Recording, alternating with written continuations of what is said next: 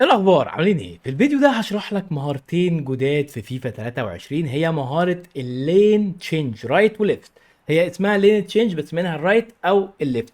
وعشان تعمل المهارة دي الاول صلي على النبي كده يا معلم، وتعالى اقول لك ازاي. تعالى نكبر مع بعض الجويستيك بالطريقة دي ونشوف ازاي بتتعمل المهارة الجديدة دي. اول حاجة في المهارة دي برضو بتتعمل طبعا بالانالوج اللي هو الار انالوج المهارة ده.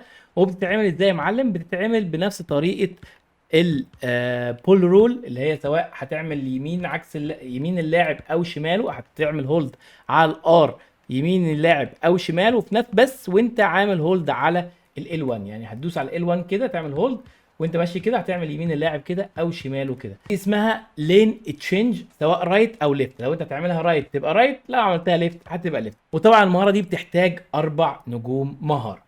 تعال نشوف طبعا يا معلم، نصغر كده الجويستيك ونشوف اللاعب بيعملها ازاي. هو ماشي كده مثلا، فهعمل هولد على ال1 واعمل كاني بعمل بول رول بالطريقه دي. بصوا، دي اسمها لين تشينج. كده انا عملت لين تشينج ناحيه الشمال، هعمل لين تشينج ناحيه اليمين بالطريقه دي اهي كده. مثلا الجون طالع عليا اهو كده، شفتوا؟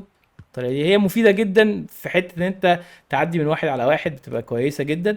يلا بينا نجربها مره كمان. يلا يا جون تعالى، ها كده اهي اهي اهي اهي اهي اهي. كل دي تمام. بس كده يا معلم، جربها بقى واكتب لي في الكومنتات ايه رايك فيها. ولو اول مره تشوفني لايك وسبسكرايب وشير. سلام.